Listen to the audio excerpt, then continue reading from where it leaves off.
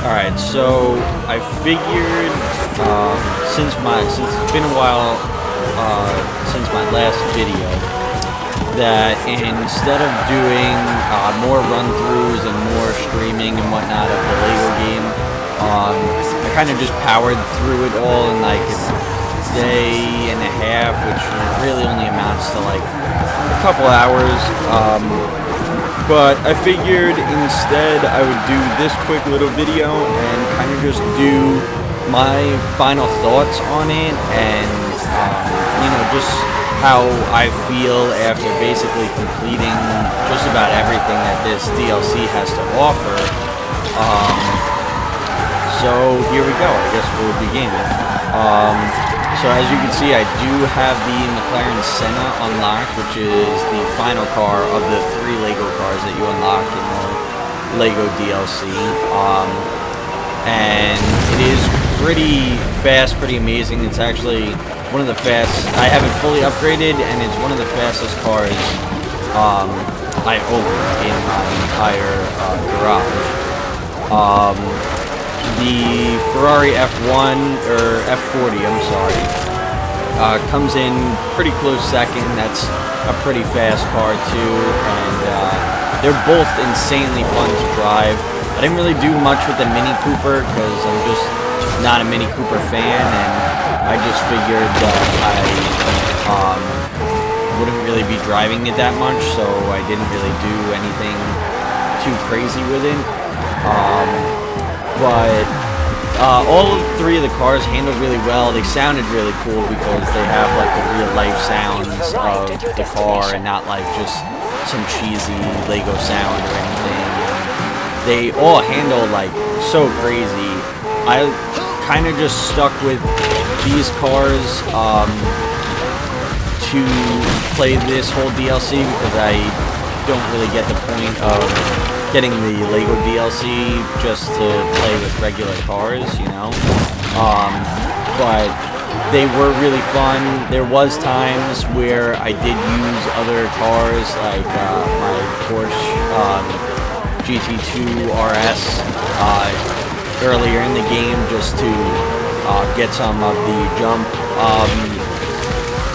the danger signs and like the some of these little challenges that are around the map, and just try and get those done early on. But as I got through the game, I tried as best I could to stick with just the Lego cars, and I was really not disappointed with them. And there's really nothing much to be disappointed with in this whole DLC. It's actually pretty fucking amazing. I mean, it's pretty well designed. In terms of the races, they're all pretty well made. I mean, a lot of these races overlap a lot, so you do get pretty sick of them really fast. But a lot of the designs for them are really amazing. What you get a lot of the times is, you get these areas where it's like these two races, which are the exact same race twice, or you get like a race like this. A lot of these cross-country races are the same race, but maybe they'll be start you backwards, where you go once this way, and then when you do this race you come around this way. But they're all pretty fun.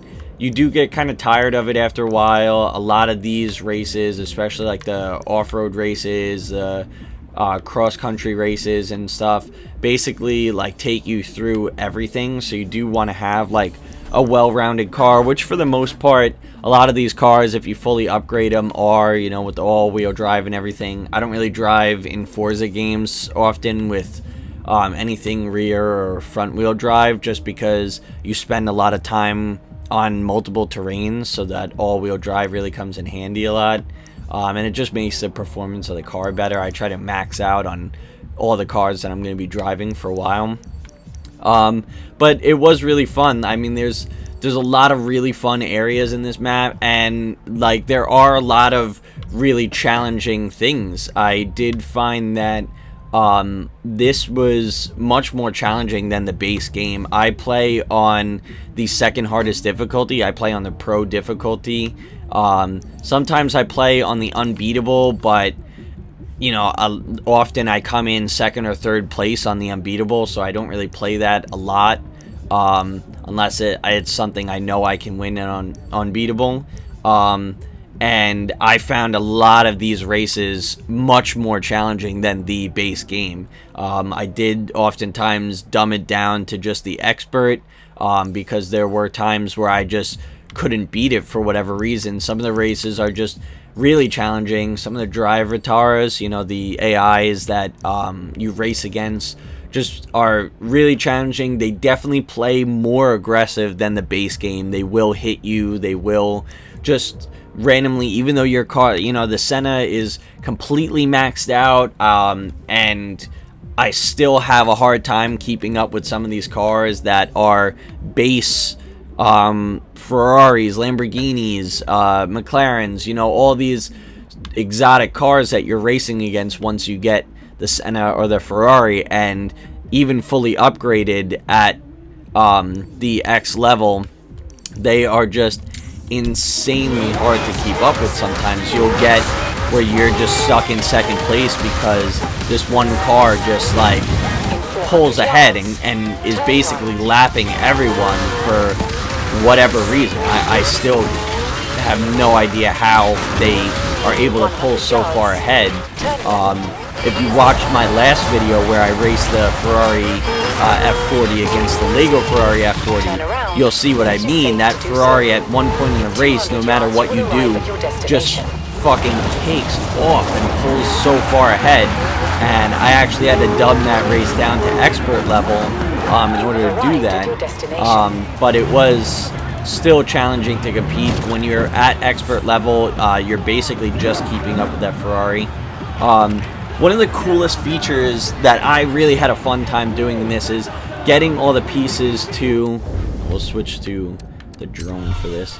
Getting all the pieces to build your house. You build your house throughout the races, and you start off basically with nothing, actually, and then you end up building this house here. You move on to the garage, the apartment, well, I guess like the, you know, manor of more houses. You get this little apartment on the side, you get this tower, then you get this soccer court, or soccer field, football field, whatever you want to call it. The final piece is this like log cabin, lake, and this little rock formation, and you also have your little pool and pool house. The next thing I have to unlock is the there's like a biplane. Okay. As you see here on the right, there's a biplane. It takes about 1,000 bricks to unlock, and at this point, you're like you can see here, I've completed basically everything. I've maxed out every single of these little challenges, basically, for the most part, and all the jumps. This I did complete. It only shows the 1 star for the final race, which this was really challenging. There are some that are fairly easy and some that are really challenging to get all 3 stars. The only thing I haven't really done is the seasonal championships that come around, but basically everything else has been completed to the best of my ability for now. The only things I haven't really done or haven't really completed are I still have a few of the you know, the experience boards and whatnot hidden around the map that are just hard to find. At some point, you know, they're in these woods or whatever, and you really just have to go out of your way to try and find them. I've tried driving around as much as I can to find the ones hidden here and there, and it's just really challenging because the map it is really big, and there is a lot of areas that you may not go to very often, so you do miss that.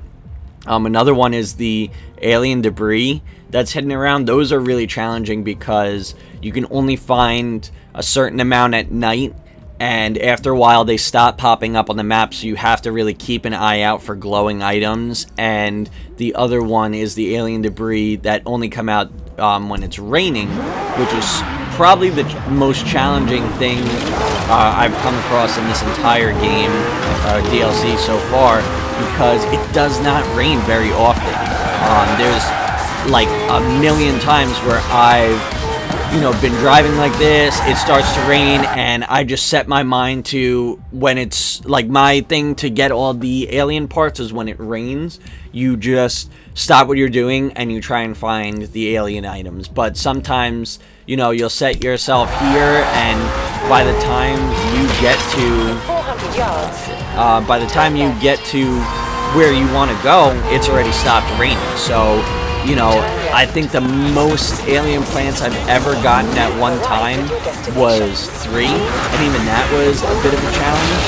And it's just really annoying to finally get to the alien plant and have it disappear just as you get there, because it just really does not rain a lot in this map, or I guess in general, I don't know.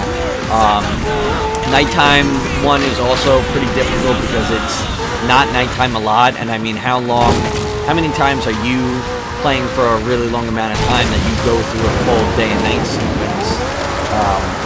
Even though I was playing this DLC like pretty frequently, for about a day or two, maybe 2 days and a half, I didn't really get a lot of times where I was at nighttime, and even at that point you only unlock the alien challenge like farther in the game, so it does get a bit annoying trying to complete those. I would like to try and 100% complete this at some point, just because I am so close.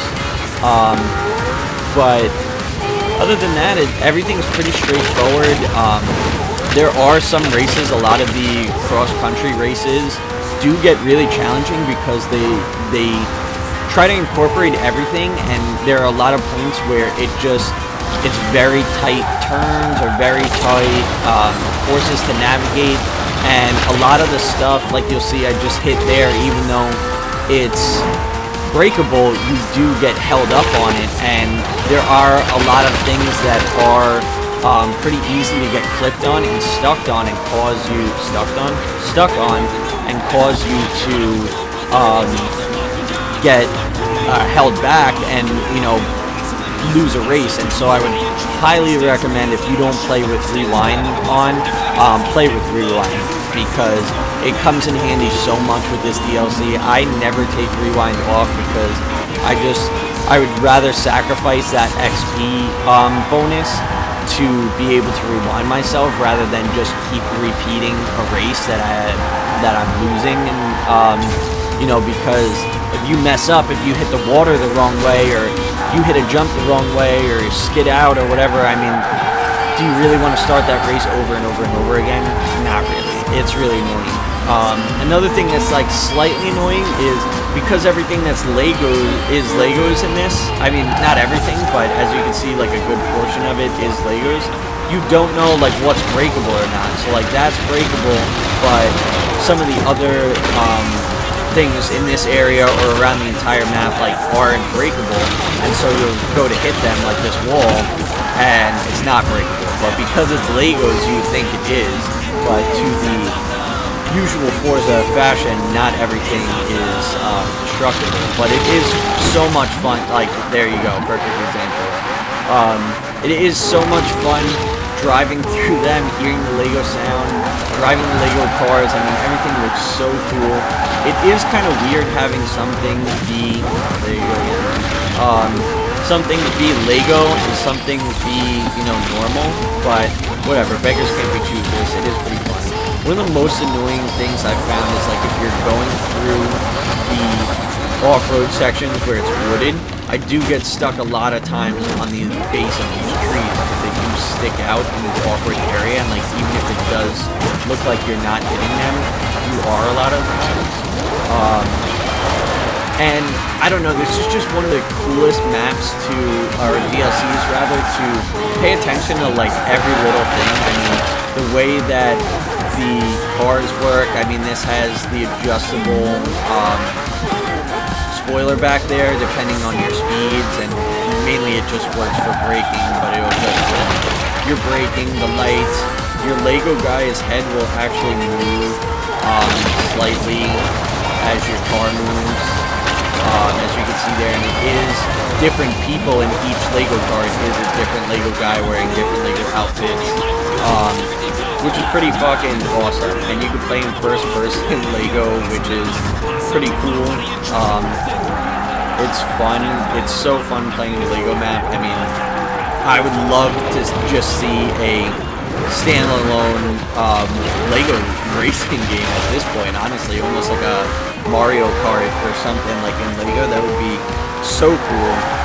After playing this, like, I could totally see someone doing that. I mean, this just takes a Forza game and makes it able to be played, you know, with your kids or your younger siblings, if you have either of those, or, you know, as an adult, just play it as an adult and kind of just relive some childish fun racing around in these Lego cars, which is really cool.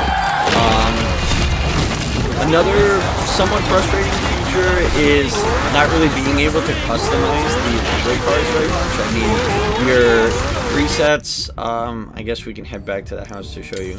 The presets that they have, like, aren't very fun, you know, they're not very outgoing. You can make your own, it's hard to drive and think about what I'm trying to say at the same time, but you can make your own liveries, and, you know, like here I downloaded this weekend one just because I didn't really feel like customizing, but in terms of the Lego cards, there's not really much to go off of. Let's see as it loads here. Oh, that brings me to another thing. When we get out of here, I could show. Let me pick up this barn find I've been waiting forever to get. There are barn finds in the Lego DLC. I've only gotten one pop up so far. I think that would be this one because the rest are undiscovered, and I'm curious to see what it is when it is finished. But let me show you what I'm talking about for liveries. You know, you get the basic, like, you know, people make them and upload them on here, and, you know, they're pretty straightforward for the most part. But then when you go to paint, it's only stock paints that you get to choose from. I would show you, but it would take my livery out, and I don't really feel like sitting through the loading screen. But it's basically just stock, you know, red, white, and blue colors or whatever that comes through. You can't really do, like, any custom paint jobs, which I guess is fine. I mean, what were we gonna do, like a pearlescent or rainbow paint on this? Like, I guess not. But in terms of parts, every upgrade, you basically just have one part to choose from, so you don't really get to choose from much here. You can't, you know, customize a lot with it. You can't customize the rims or anything. You basically just have all-wheel drive and rear-wheel drive to choose from. No real turbo upgrades or anything. I do have it twin turboed, and then here I guess we could look at the specs. This is what it maxes out as. You know, 1100, a little over 1100 horsepower, 807 foot-pounds of torque, weighs like 2600 pounds. Has a less than 50% body ratio, which is pretty cool. And like, this is the speeds you're looking at. I think the fastest I've gone is around 230, a little over 230, I think. And that's pretty crazy. They are insanely fast, just like the real cars. One of the coolest things too, if you saw my other video, there is a race championship series for the F40 Lego versus the regular F40, which is very difficult, as I pointed out. Once you win, though, you get a real F40 to keep for free, and, you know, do whatever you want to, and that's fully upgradable. But also, when you unlock the Senna, you get the Senna Speed Champion race as well. That one's a little bit easier than the F41 in my opinion, but it is a lot longer. You do go basically the entirety of the map, and then you get to keep those afterwards, which is really fun. What I was talking about earlier when we first got to the house that's really annoying is when you're pulling up this way, or if you come, when you pull up coming from this way or if you come from this way, basically every single time you come through to go to your house, the first thing that's gonna... Oh, we got another channel. The first thing that's gonna pop through is this festival spot, because that's what's triggered first, and then your house is gonna pop up. A lot of times if you don't go fully into the house, this is what pops up first, and you get kind of stuck in there, which is super weird. But other than some little issues here and there that I pointed out, and you know, that it is a little bit more challenging than the base game, this was probably one of the most fun Forza DLCs I've ever played, and definitely more enjoyable than the base game. Even though the base game is so much fun, I will continue to play that for a long time. It was so much fun to play this game. I had a hard time not playing this DLC and playing this game because of this DLC. So I definitely say it's worth the $20 to pick it up. And I guess I'll just leave it at that. Thank you for watching.